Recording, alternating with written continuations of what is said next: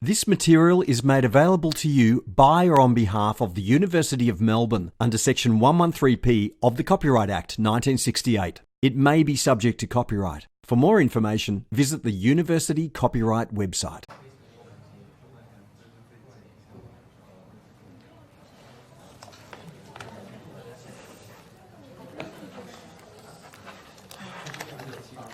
All right. Shall we make a start for today's lecture?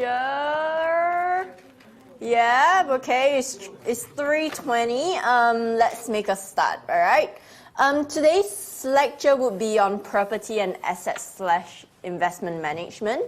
There's quite a few things that we're going to go through today, but not as many things as last week, all right? So hopefully today we will have a slightly shorter lecture. We should be done sort of in 1.5 hours, okay? So we shouldn't need a break for today's lecture.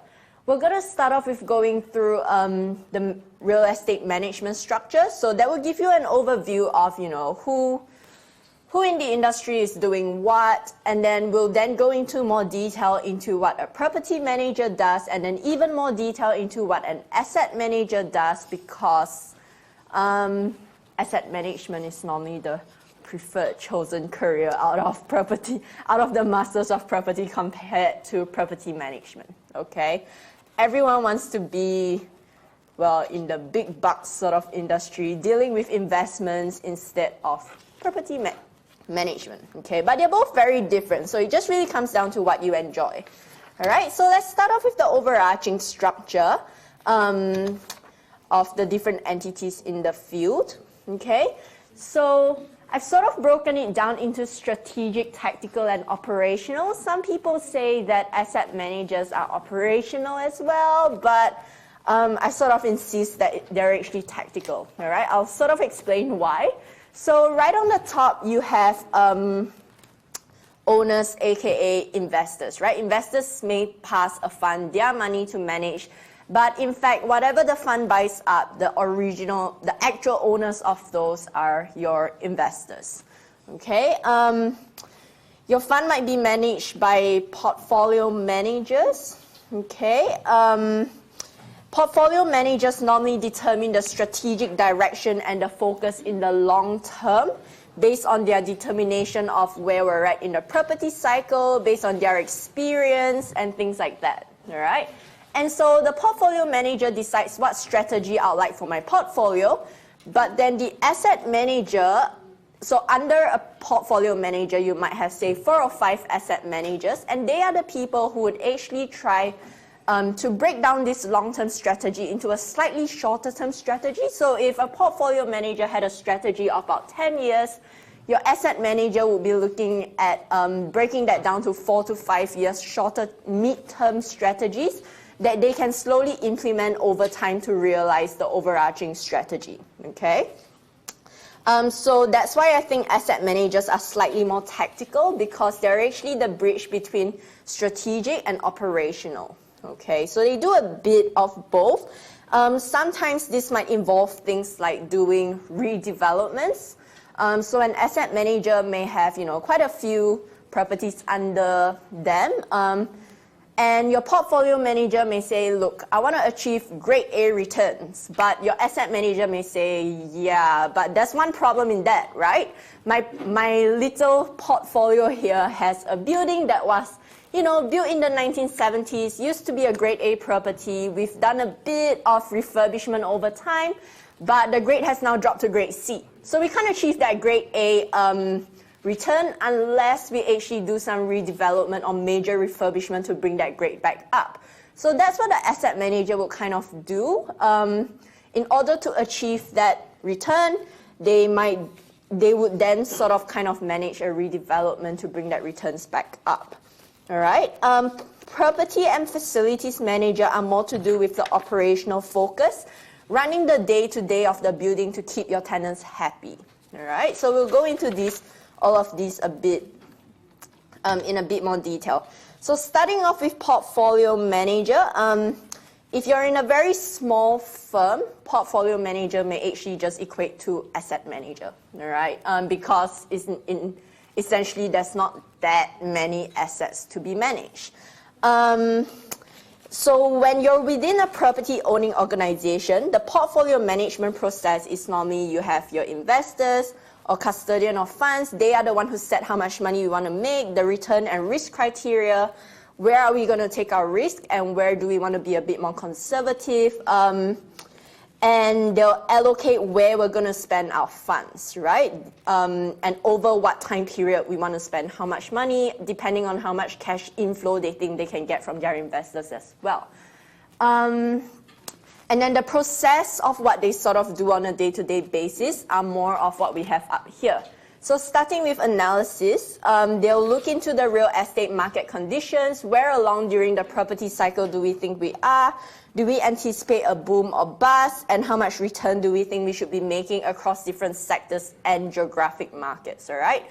So they have to have a very good understanding of how much or how well each area is performing, whether office, retail, industrial, whereabouts, Victoria, New South Wales, Adelaide, etc. Okay? And then they would then develop and guide their implementation of their investment strategy, which will require continuous analysis. You can't just understand the market at one point in time. What might happen is at one point in time you decide, I'd like to do this based on my expectation on the market, and then something major might have happened and you might have to revise the entire strategy depending on what the next outlook is going to look like. All right, so let's move on to asset managers. Asset managers are more dedicated to preserving or increasing the value of your investments, but in a slightly more limited sense than portfolio managers because they manage fewer properties. All right? In large organizations, they generally are responsible for a major subclass of assets. So for example, it will be more specific. It will be like offices in Melbourne, whereas your portfolio manager may be officers in the whole Australia. Okay, so slightly different to portfolio manager. And then obviously they report to portfolio managers. Like I said earlier, they're the bridge between strategy and operations. So that implies that they have to have an understanding of the two, all right?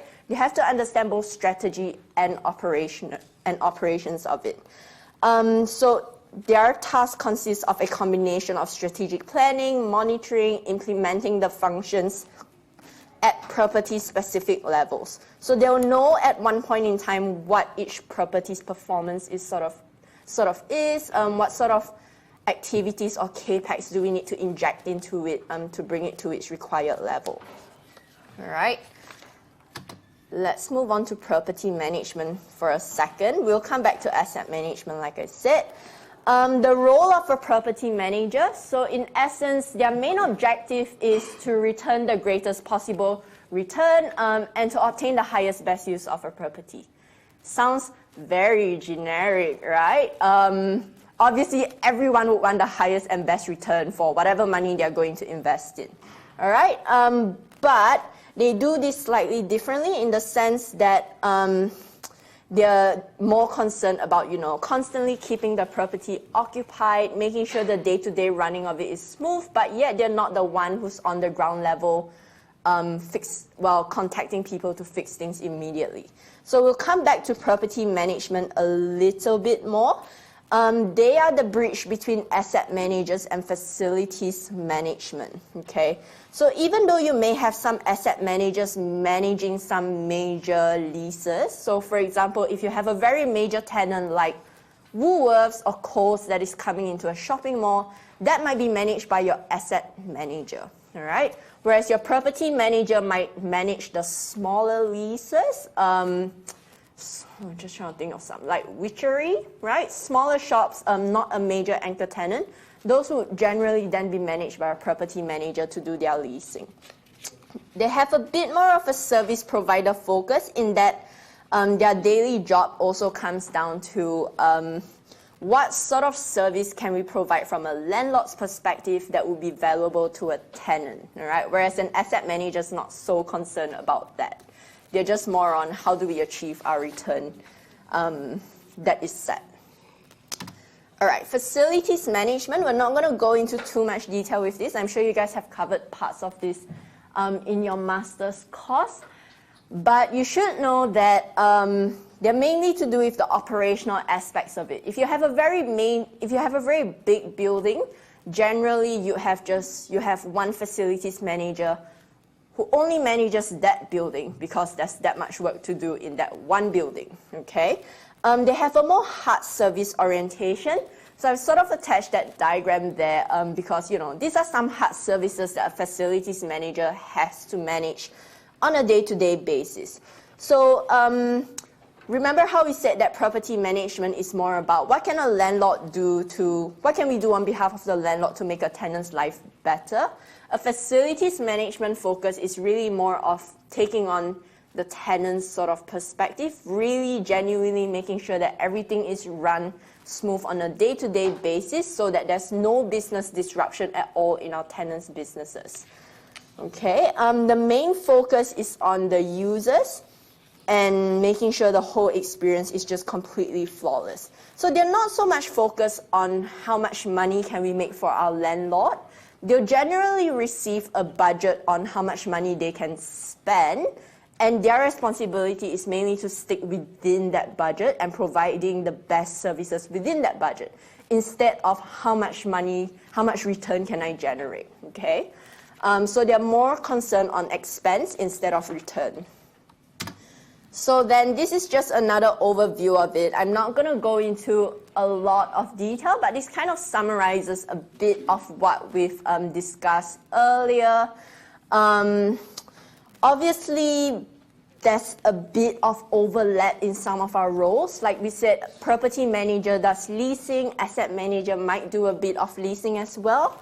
Some of your property management role might also involve, you know, getting contracts for people who would be working in our building. So for example, cleaning services, they might decide to get a very big cleaning contractor that would then help us to clean 10 buildings in the portfolio because it gives us a better deal. So then, you know, they do step into a bit of the FM side as well. But that's kind of the whole point. They're supposed to work together as a team, not in isolation. That's why their responsibilities will overlap a little bit. All right. So let's go a bit more into property management, and then the rest of that after that will be asset management. Okay, so looking at what does the role entails. So defining property management, there's quite a few things that they do on an operational day-to-day task. So firstly, tenant relations. Property managers generally have to have very good communications with their tenants, sort of know what they want, know how their business, you know, catch up with your tenants to know how business is going. That's not a bad thing, because if you know how your tenant's business is going, that tells you whether they're more likely to then renew their lease. Are they really struggling to pay their rent up front? If you are transparent with them about that, you would then sort of start to anticipate opportunities and potential issues with particular tenants. All right. Income and cost administration. This is quite an important one.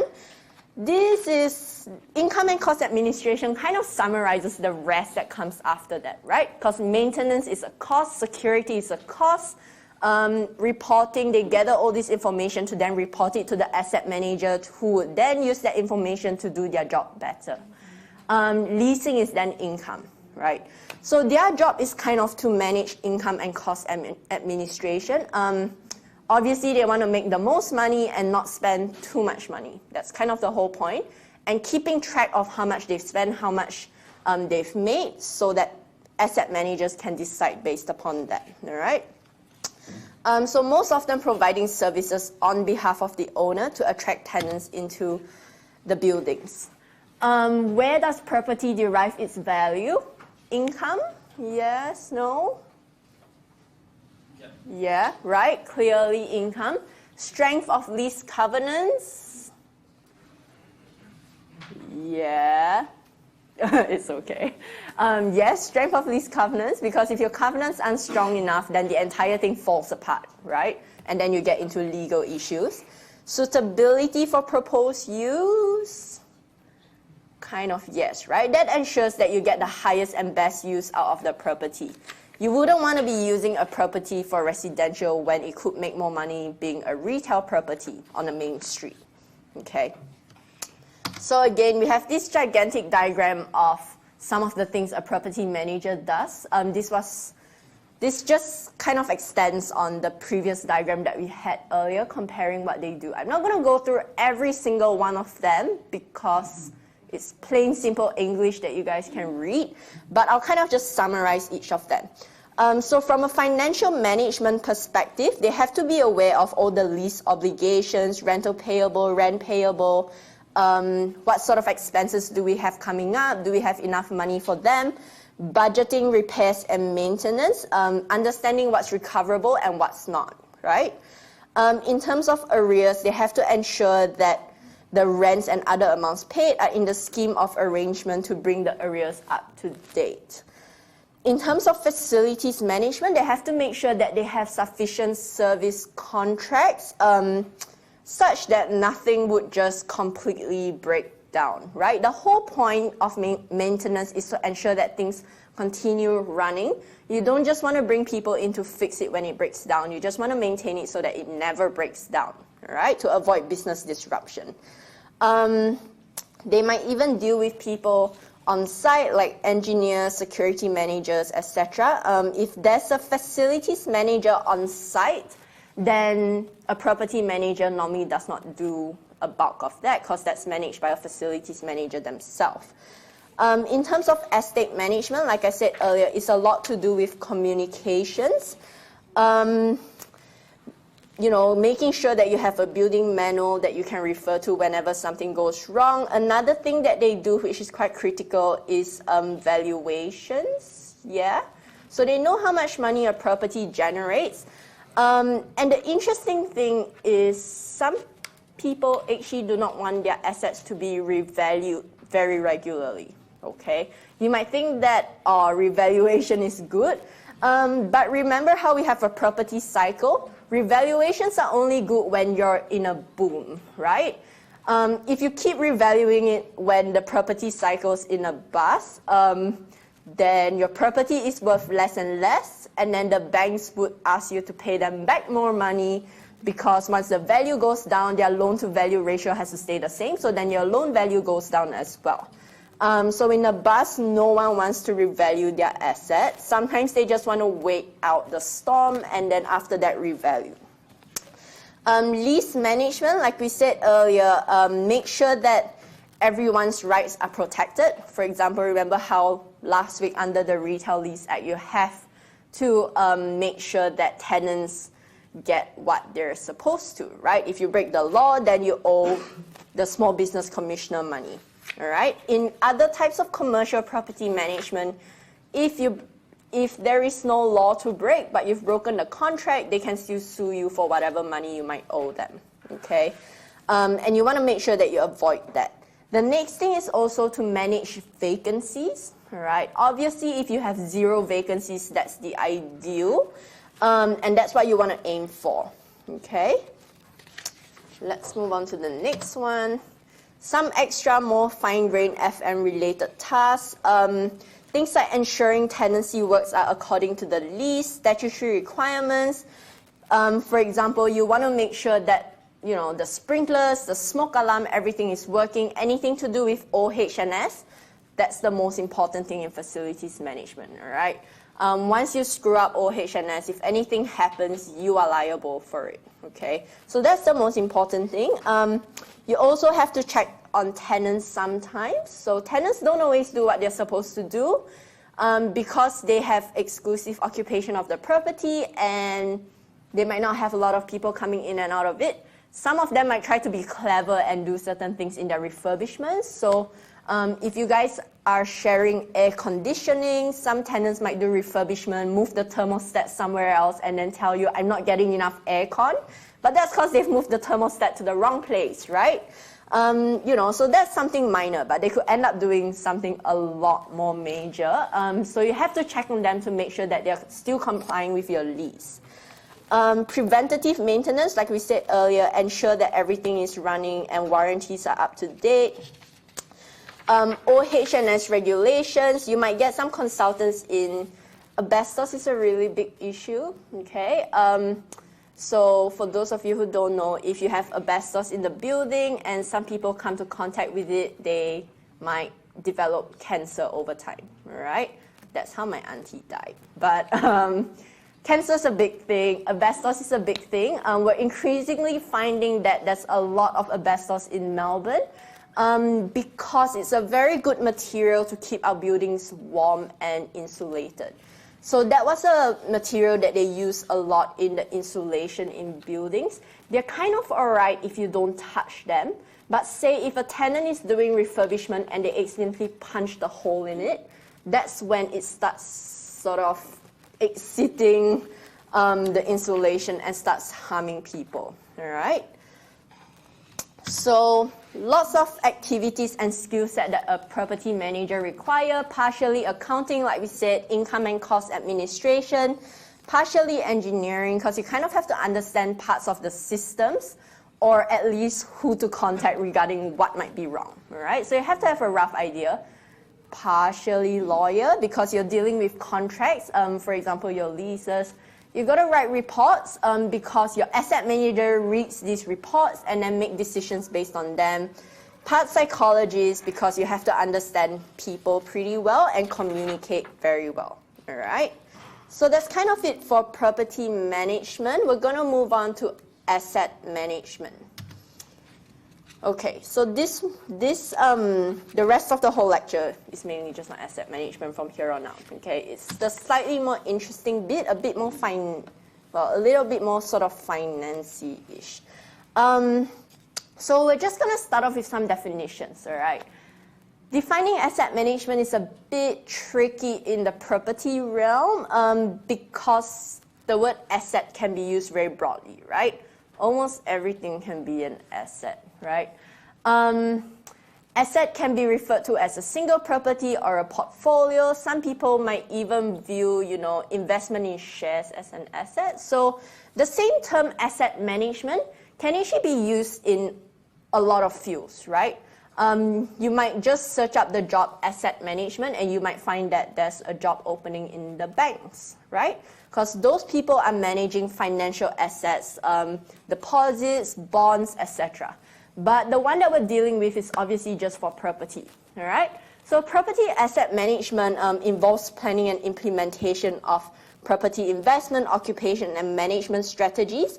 What they do to make this happen are develop objectives for each individual investment, research and allocate their assets, manage their risk. Yep, question?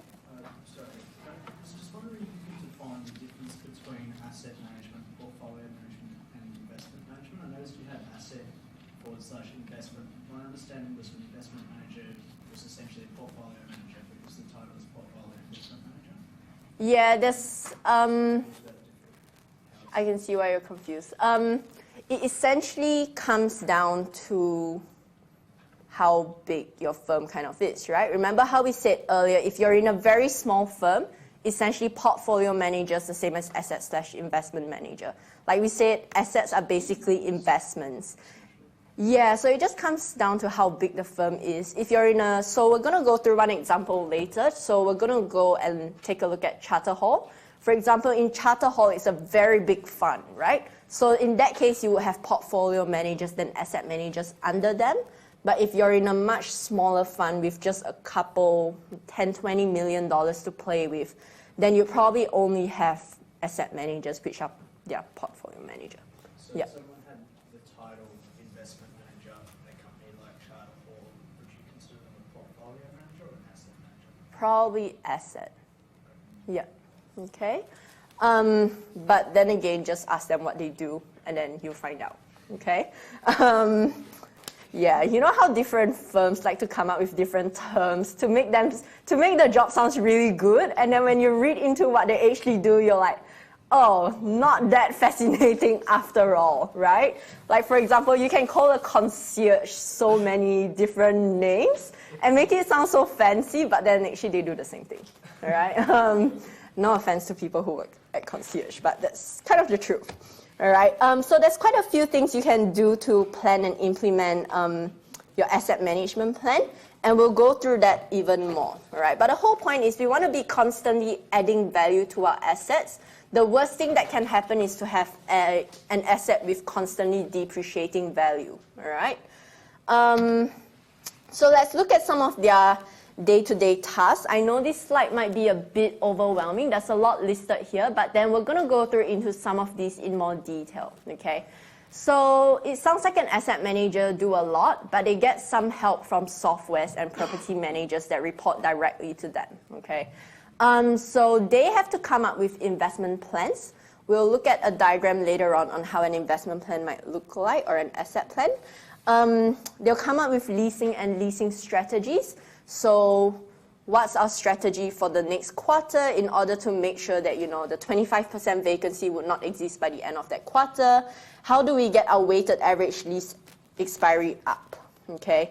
They'll deal with risk management, but risk management more on a sort of asset level, all right? Not like crisis management like we talked about in Chadstone, okay? They don't deal with that. That's dealt with by, say, the facilities manager and maybe by the property manager. They'll deal with CAPEX, return on investment. So how much money how much injection of funds do we think we are going to gather? How are we going to spend that to make sure we get the ROI we want? Operations just slightly. It's more just overseeing operation instead of managing operations itself. Some financial analysis, obviously, to churn out the numbers on how much money we are making.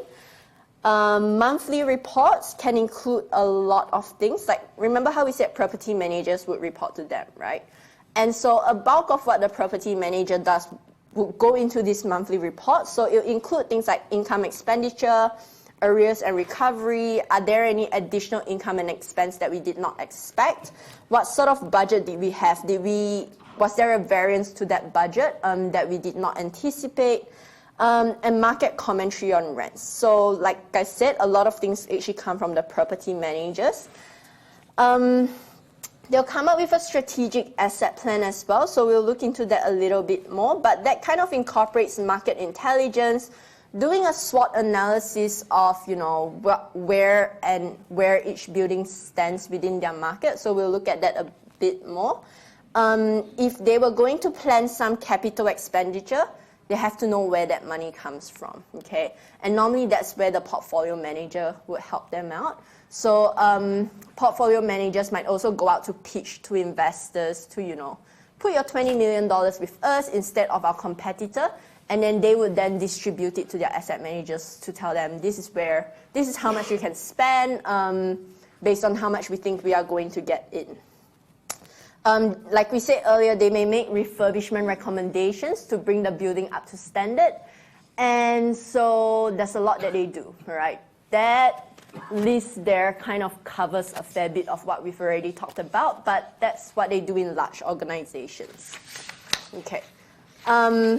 Let's start off with asset plans, okay? So like we said, they might do some SWOT analysis, financial modeling of the asset, determine the asset positioning based on what sector they are in, office, retail, industrial. They don't really look at residential, but they might look at residential data to help them predict what might happen in office and retail and industrial, and also look at geographic data, all right? Lease expiry profile, for those of, we'll go through it later, but we'll look at how to calculate weighted average lease expiry in this class. The longer your lease expiry, the better, okay? Because it means that more tenants are staying on for a longer period, on average. They have to be able to anticipate things like economic risk or even local risks to their properties. Conduct some market analysis. I'm sure all of you have done some market analysis in your master's degree. Yeah, we have several courses in which you guys had to do market analysis as your assignments. Okay, and wholesale recommendations, right? If you have a property that you don't think you guys are going to get enough funds to redevelop it, then the recommendation might actually be to sell it off, maybe get a planning permit for it, work with some architects, and then sell it off, right? If we're not going to get the required injection to bring return on investments up. Okay, so this is sort of a snapshot of a property in which we sort of, oh, we didn't make it that anonymous after all. It says that 477 Pitt Street. But anyway, it doesn't matter. It's a very old one. It's not probably is completely irrelevant by now. But this is how each asset, sort of each asset plan should look like, right? So on the top, this is using Excel firstly, all right? So you can use quite simple softwares like Excel to do all of this. You just have to get like plugins for it. You might have to buy some of them, but there are different softwares to help you manage it. This is Cougar, all right? So on the top, how do I use this? Right. So right on the top here, we have, it tells us what property it is, what sort of valuation do we think it's sort of sitting at, tells you more specifics of the property itself. It's an office, grade A, Sydney Metro, right? When did we buy it? And yeah, 1999, that's a long time ago.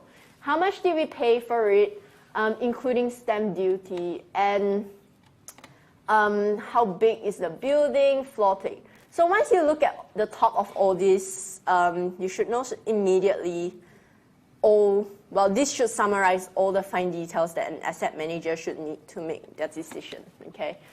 And all right, so all this down here gives you the annual forecast of what we're expecting from the property. So adopted valuation, they're kind of anticipating an increase in valuation over time. If this starts to go down, that's when it's a completely red flag, okay? Your property value should never really be going down too much. This shows you the change of what they anticipate, present value of CAPEX. So as you can tell, CAPEX expenditure normally goes up over time because obviously your building is getting older, it's deteriorating, so you have to inject more money to keep up with it. Your rolling yield, your annual cap rate, and your actual CAPEX, all right? So then you also do they also do a quarterly forecast on how much they think it's valued, and then this bottom one here is pretty important, lease expiry by area and income. This is basically what you need to calculate your weighted average lease expiry, in which you can program the software to do it automatically for you, all right? It's literally just a weighted average. But it's a very important figure that you need. And this shows you the IRR that they would make. So based on how much they paid for it, what is the IRR that they're currently sort of making? All right. So this is a financial modeling of each asset. Every single asset in your portfolio would have something like this. All right. This is a simple competitor analysis example. So this tells you how competitive the building is against some of the competitors that you have over here. All right. So up here we have your new supply, right? When do we anticipate that there are going to be new buildings or new supply hitting the market in the same geographic area, same sector that the building is in? In this case, it's offices in Sydney. You go based on the years, when you think they'll be ready. So when you think they'll be ready, you put it in here. How big of an area do you think they'll be? And this helps you to then forecast, if I have a lease expiring at a similar time, the tenant could potentially go to a brand new building. So what can I do to keep them in my building instead? All right. Some existing or refurbishment opportunities. Okay, so there might be some buildings that are, potentially older than your building, which might be refurbishing. What that implies is that they would be taking some building area off the market, okay? So then decreasing supply a little bit, but then depending on what the new supply is doing, that might just completely offset each other of some sort, okay? And then down here, what you would then do is rank them. Do we think that that competitor is far superior to us, or do we think that we are superior to them, okay? So based on 1, 2, 3, 4, 5, 3 is comparable, 4 is inferior, vastly inferior. So based on that, you would determine where your building sits. So for example, most of the new supplies, your building would be inferior to theirs if you don't do anything about it. Most of the existing or refurbishment opportunities, they'll be comparable or worse, which is why they need refurbishment, right? So this is what most asset managers have to do. Hopefully they do them. And then you go even further into detail by doing a SWOT analysis to identify what's our strength, weakness, opportunities, and threats, right? Not going to go into detail on this. Everyone should know what a SWOT analysis is. Should be in most of your assignments. Okay, so let's move on to tenants. Tenants are your most valuable assets, even though you can't actually buy them. But they're valuable because it's always cheaper to retain tenants than to replace them, which is why we have a diagram of a magnet attracting tenants there. Okay. So you generally have to have a tenant retention plan, okay? You have to have a game plan. You don't just wait until the lease is expired and then decide what you're going to do. You have to know what you're going to do in advance in order to keep your tenant in your building, all right? Obviously, if you have a really bad tenant, then your tenant retention plan would be to replace them ASAP. Make sure that they finish paying you, making good the entire building, in due time and due course, right? So you establish very high-level relationships. Like I said, asset managers normally deal with very high-level relationships. So if they were to negotiate a lease, it would generally probably be with the CFO of that company, as opposed to someone in the property department in that company, all right?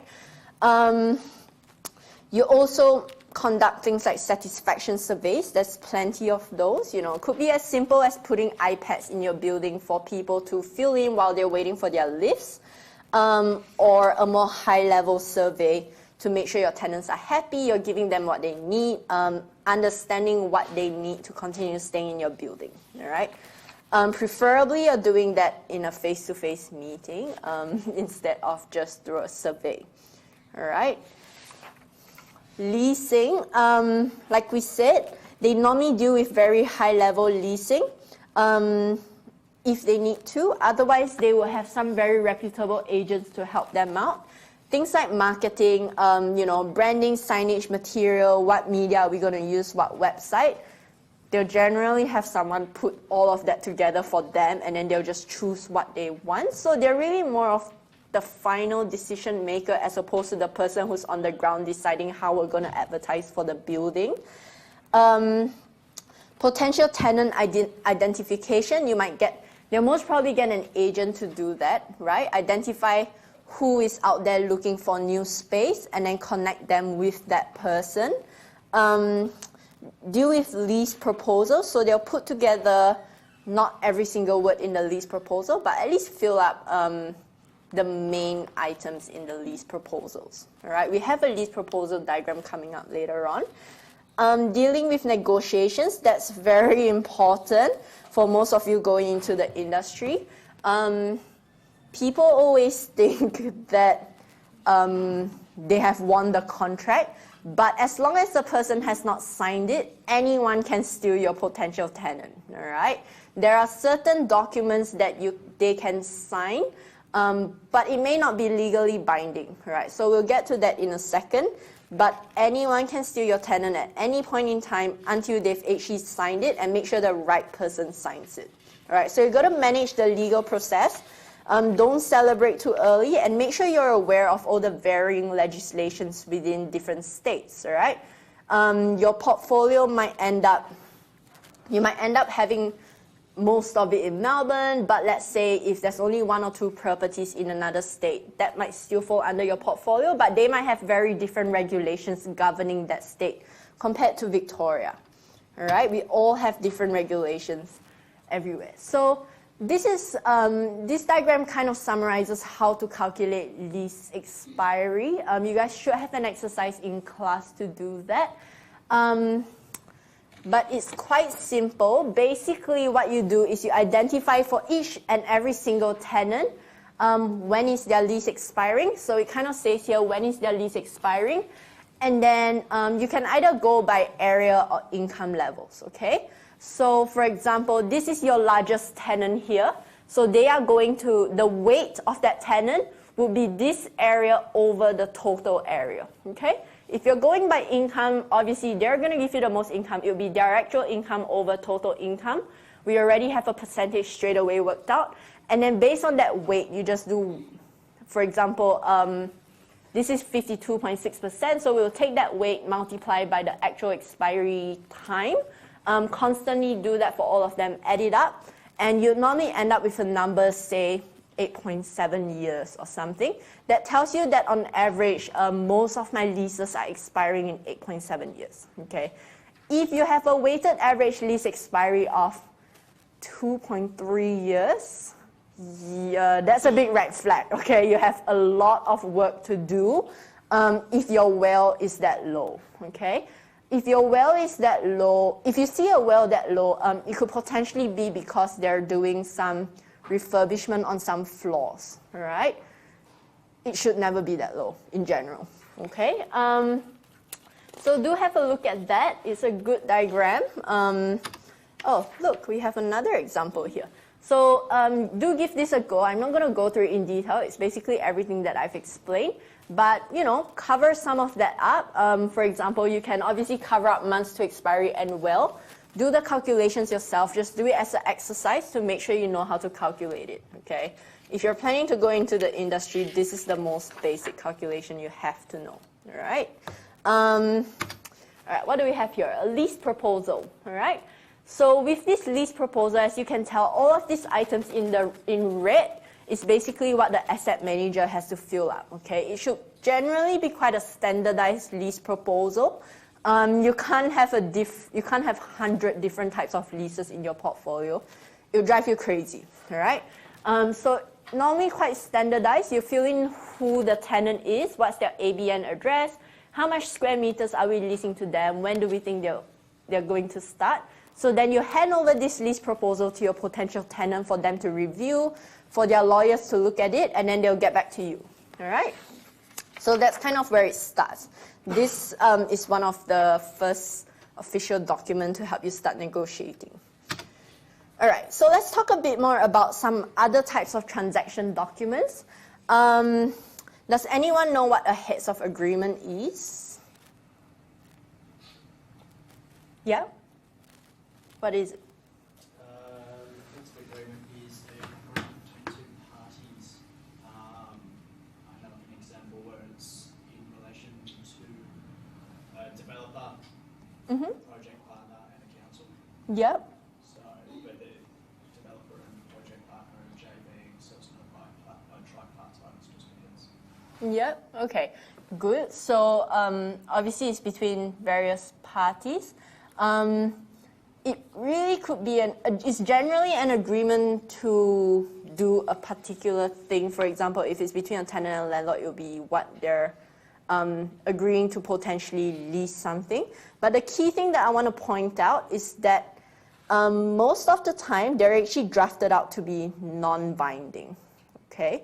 So you have to remember that it's mainly used as part of a negotiation process, okay? So it's kind of a step further to that lease of proposal, but it might be for something that, you know, is not yet finished, all right? So it's more like to get a general consensus between two parties in hopes that that would finally lead to an actual agreement, okay?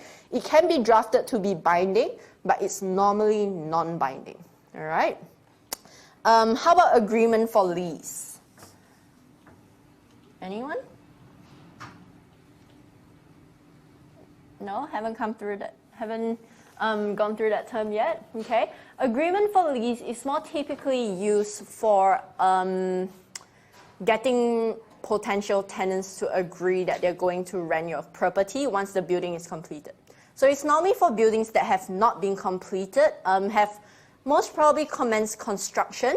They want to make sure that their building would be leased out, right? You don't want to start leasing the building 3 months before construction finishes.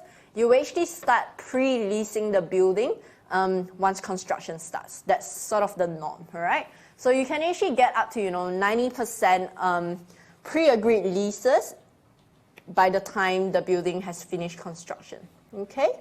And obviously, if you have major tenants coming in, that's what is going to help you pick up more smaller tenants along the way. All right. You would obviously you have the actual lease itself. Not going to go through that. Disclosure statement that kind of helps that kind of reviews more particulars about your building, how it operates, what sort of outgoings should you be anticipating, what are rates looking like. Licenses could be used in your building for things like car parks, storage, external seating, right? So if you're a cafe, you might want some external seating around there, or even use it in a shopping mall space. Other various documents that you could potentially include, some of them are actually compulsory. Things like neighbors rating, BEEC, lighting efficiency, you guys should know all of that, all your sustainability documents, bank guarantees, insurance, registration. Most importantly, make sure you make the executed lease accessible to everyone who has signed it, okay? Those you should be familiar with. All right, let's talk a bit more about risk management, okay? So as an owner, it's your duty of care to make sure that everyone who enters your building comes out alive, okay? Not just alive, but hopefully comes out exactly the same as when they entered your building, okay? If anything happens to your building, the first person they're going to point to is the owner, all right? Your name will be on the newspaper immediately, even if it wasn't directly your fault. So make sure you do constant, regular inspections to make sure everything's okay. Do emergency procedures, practice them. Make sure you have good contractors in place. Do environment risk audits and things like that, okay? You'll be surprised that your FM should actually be trained to do quite a fair bit of things, even including things like if someone might have bird flu, right? You may have people who have flown in overseas, went straight to work, carried bird flu with them. If you find out that happens, you have to immediately have a plan to manage that. Make sure communications go out to the right people, notify the right authorities and things like that, okay? So we did talk about this a little bit last week. Remember Chadstone and their shopping center car explosion, all right? So we're going to look at this slightly. This was last year, so December 2018. And keep in mind, it's 20th December 2018, 5 days before Christmas. Shopping is in peak. And remember, Chadstone does this overnight sort of shopping 24 hours experience thing, right? So this was critical to their business. The car exploded, several cars around it, damaged at least 10 cars around it. So what do you do when something like that happens, right? The entire shopping center went into lockdown. People who are in the shopping center, obviously, they're generally safe as long as the fire is not too close to the entrance of it. But then you have to keep in mind that there are actually other cars which has just entered into the shopping center. What sort of management plan do you have to manage people who are still driving in their cars, right? Traffic flow and things like that, getting them out of the car safely. The most ideal situation is this, okay? Someone praising you that the shopping center management has done an absolutely perfect job, kept everyone safe and calm. That's what you want to hear when something like that happens, to make sure that tomorrow, tonight, everyone comes back and continues shopping at your center. Okay, so there's a lot to sort of think through to make sure that you have those crisis management plans in place. All right, like we said, capital expenditure, a big part of what an asset manager does could potentially be actually managing refurbishments or major redevelopments in there. It's all about unlocking value from your property to ensure that your tenants have the experience that they paid for, all right? So things like installing, nice lobbies, the latest lift core, etc. Think of what sort of return on funds you could potentially obtain from doing these things, all right?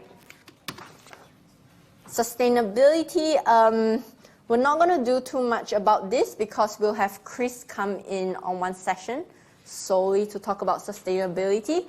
But as an asset manager, you have to be aware of this. A lot of major tenants these days would not come into your building if you have very poor sustainability measures in place, all right?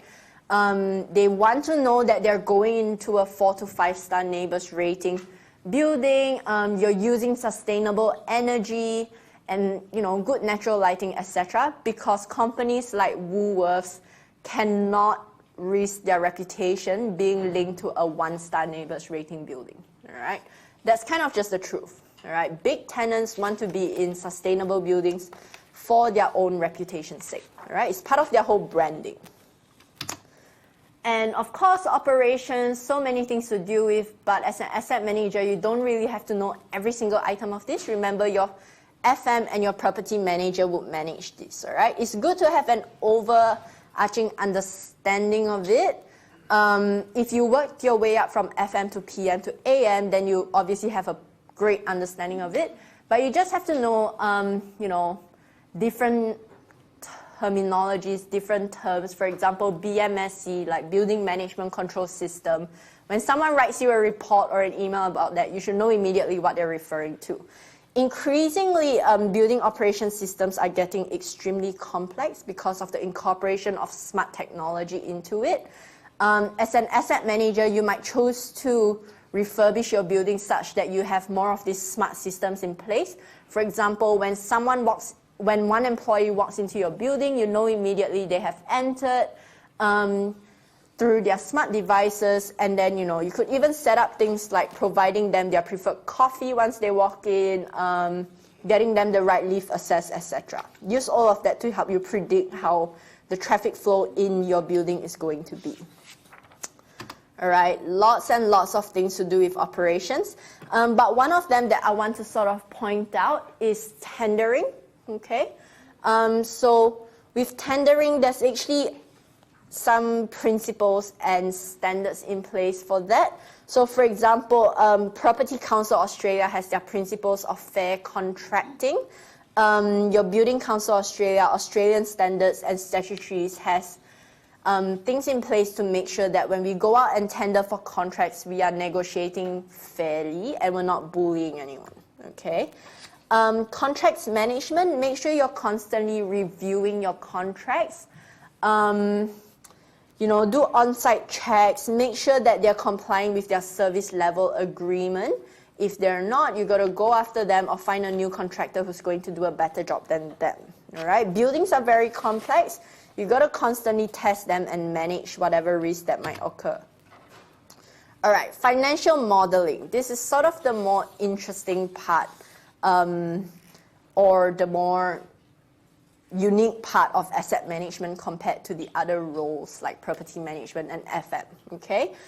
So in terms of financial modeling, you want to know how the market's performing, what properties we're dealing with, lease, operational expense, capex.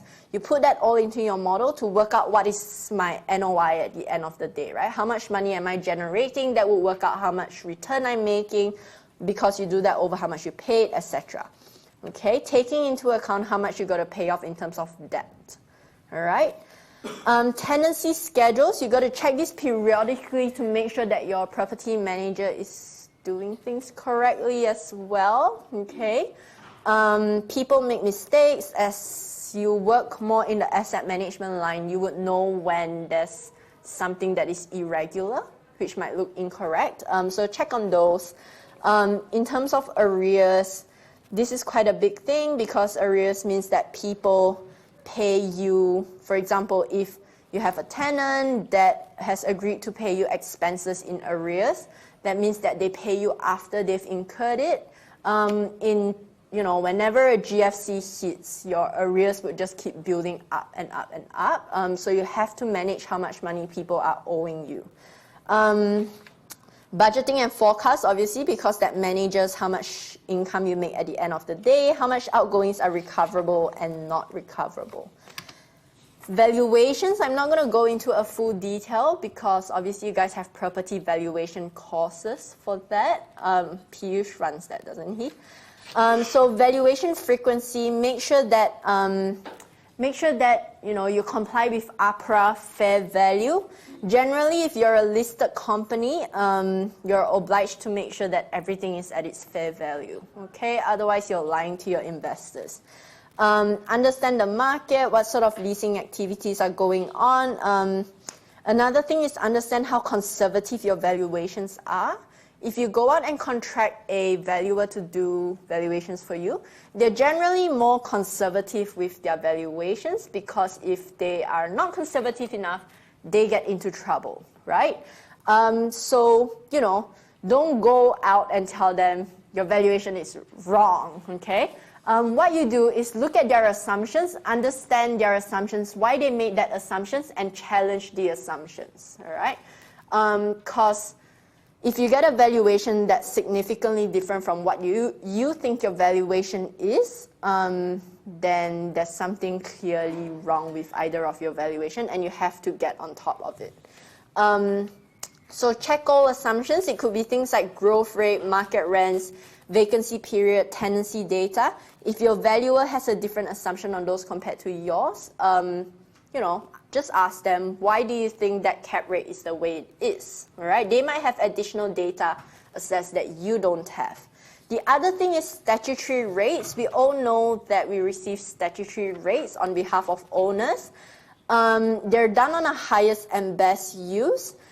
Make sure that you get on top of your stat rates, because whenever you receive your stat rate document, you have a certain number of days to object, okay?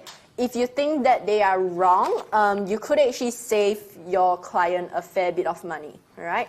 For example, if you started a redevelopment, they might have valued, the council might have valued your building based on a fully occupied building, but in fact, all you have is knocked down plain flat land, and so you could sort of appeal and get them to revalue it based on that, all right?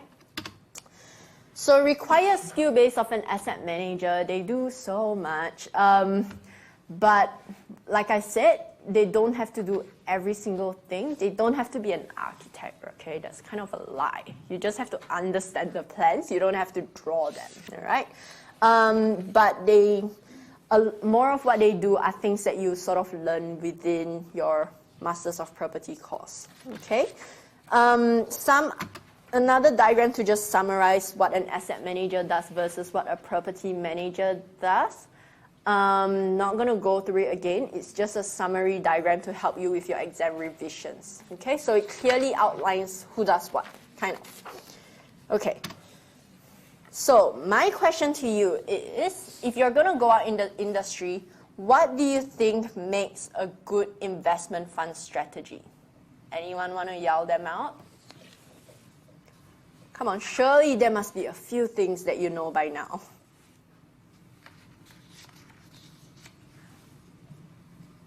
If you had 20 million sitting in your account, what do you think a good investment strategy would be?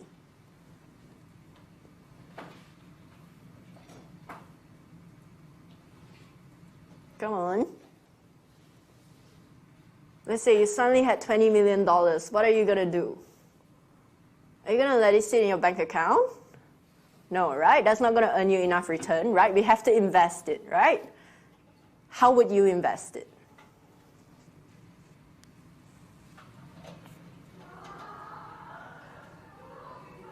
Maybe something that starts with D. Let's see. Right? Some things that start with D.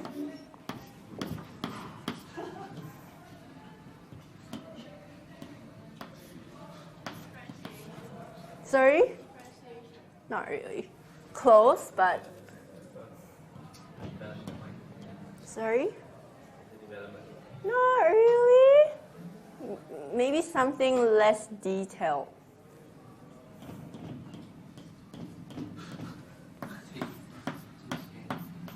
I hope I got the number. I hope I got my... Is it diversification? Yes, right? If you had $20 million, I was about to play hangman with you guys, but it's diversification, right?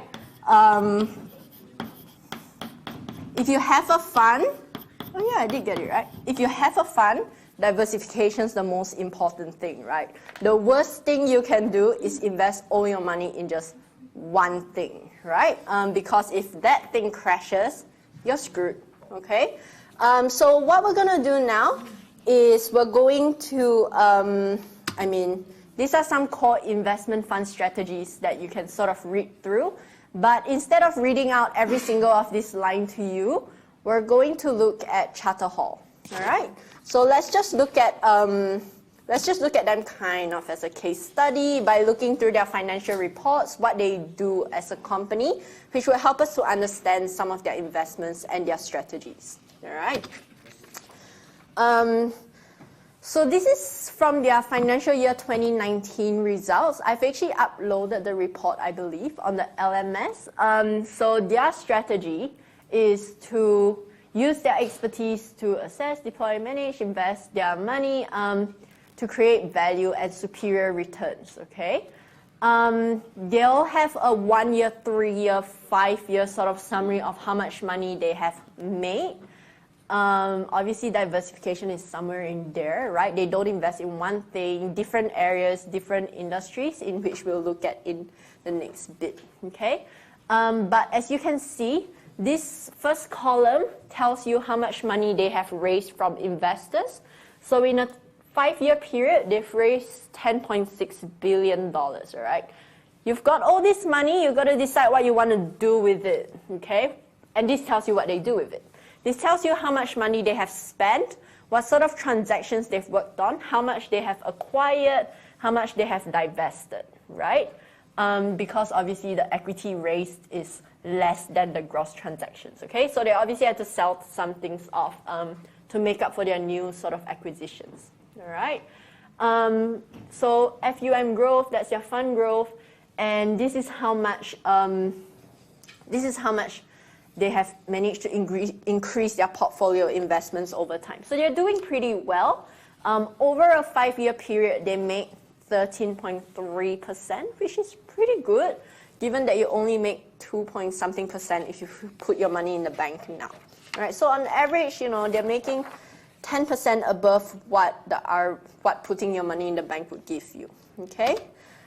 All right, let's look at operational highlights. So diversification, they invest mainly in offices and retail, in some industrial and some social infrastructure. Can anyone name what a social infrastructure might be? Potentially, how would they make money out of that though? Built to rent, okay. Those are normally a bit too messy for them. Okay. Yeah, sorry? Okay. I wish. Anyone else? Think of some community facilities that are provided to us.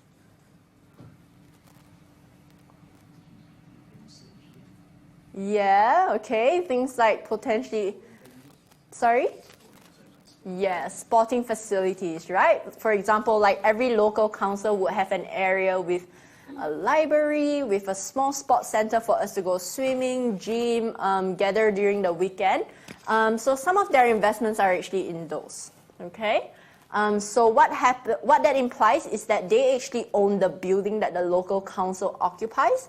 They rent it back out to the local council for quite a long-term lease, all right? Obviously, no one else wants to rent it from them besides the local council. So they'll have a very long agreement in place, all right? So they have quite a few of those. Like I said, offices are the main ones. Retail's a big one. They have some industrial as well. Even though the number of properties in industrial is not that many, it has the largest square meters because obviously warehouses have much larger areas than offices. Okay. So this tells you quite a fair bit. It tells you how many transactions they've done, how many development projects they were working on. So I didn't lie, they actually work on a fair bit of developments in a year. And this tells you what are some new debt facilities they managed to obtain from banks, all right? So not all their investments are fully funded by equity. Using debt gives you some advantage as well because banks generally expect a slightly lower return than investors, right? Investors are taking on the most risk, so they expect the highest return. Simple rule of thumb. Okay, and this tells you where their assets are located, how they're diversified, okay? This only shows you the East Coast, which is like, you know, Melbourne, Sydney, which is where most of their investments are in. Okay, so this is sort of my cursor. Portfolio value, how much area they have. And like I said, WALE is very important. They have quite a good WALE, 7.7 to 8.2 on average. Anything less than 5 is always red flag. Diversification by equity source. So this tells you where their money is coming from, what assets they're investing in, and how the WALE is looking like for different types of investments that they have. Remember how we said social infrastructure are things like sports centers for local communities. Long-term leases, so very long WALE. Okay? All right. This tells you a bit more about where their assets are located. Like I said, most of them are on the East Coast, so sort of Victoria, New South Wales, Queensland. Obviously, very little in Tasmania. There's not a big sort of industry going on there. But mainly sort of in the activity cores of Australia. All right? Okay. And then this tells you who their top 10 tenants are. These are very big names here. These are normally, these are normally the names that will help you attract more tenants into your building. So, if you can get a contract with Woolworths, Wesfarmers, Coles, that immediately tells your other potential tenants that you've got a good reputation, a good quality going on, right? Otherwise, those big tenants would never come in the first place. Interestingly, the government is quite a big tenant of theirs, which kind of also tells you that they probably have quite a good sustainability thing going on. Okay, governments normally is a branding thing as well. If the government decides to go into a really bad building, lease a really bad building, when election time comes up, everyone would be pointing to those shitty buildings and blaming them for it, okay? Property investment earnings by sector. This tells you which industry is earning you sort of the most money and your exposures, okay? They didn't include exactly what properties are in those, but I'm sure you can look it up in the report if you want. So major property investment portfolio returns, all right? This tells you sort of the year-on-year performance, I believe.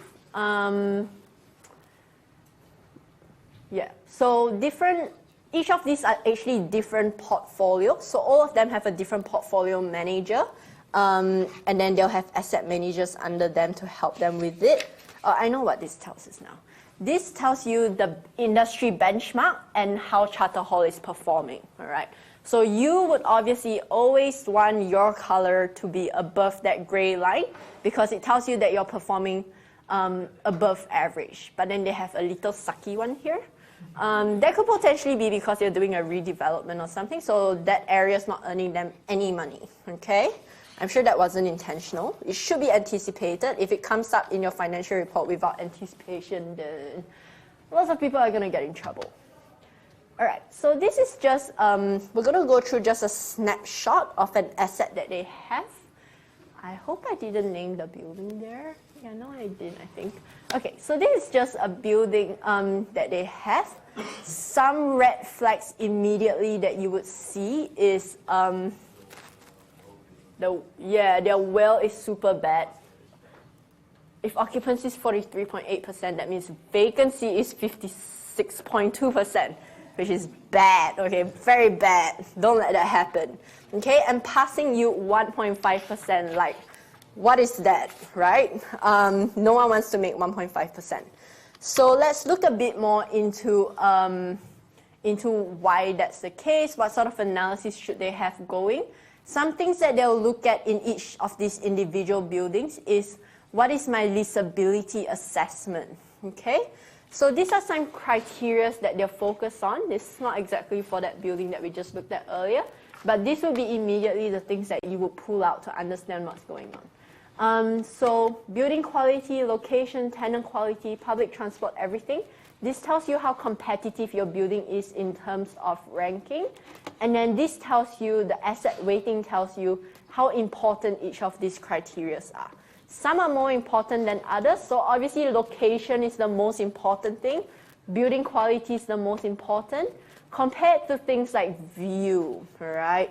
If you have the best location in the world that's super convenient for all your tenants, they might not care what view they get, okay? You can work on your indoor environment quality to help make up for that inferior view, all right? This gives you more on their sort of performance on the different sectors. I thought this would be interesting to include because people always ask how much should we expect different properties to earn. As you can sort of tell, retail has sort of the highest cap rate going on now. Higher cap rate also implies higher risk, okay? Offices sort of has the lowest, slightly lower risk, and yeah, tells you occupancy rate. So this gives you a good sort of benchmark-ish. This tells you that they're performing really well because occupancy is super duper high. In industrial, it's almost fully occupied, okay, 99.3%. Yeah, so just have a look at the report to give yourself a good idea of what asset managers do, how you expect your portfolio to perform in the future, all right? But that's it for today's class. I know it was very lengthy. There's no real very good way to make asset management very interesting unless you're actually doing the actual thing, okay? But yes, that's the end for today. If you have any questions, do come up to me. I'll hang around for maybe a few minutes. But otherwise, we have uni break next week, yeah? Hopefully everyone's aware of that, but you get a 1 week break. No? Why not? Do you just have too much to do? Yeah. Okay, good luck. But hopefully just make sure you take a few days to yourself. We'll see you after that, all right? I believe we have a guest lecturer coming in, but I'll double confirm that for you, okay? But otherwise, happy holidays. Good luck. The claps for the holiday, right? Not me.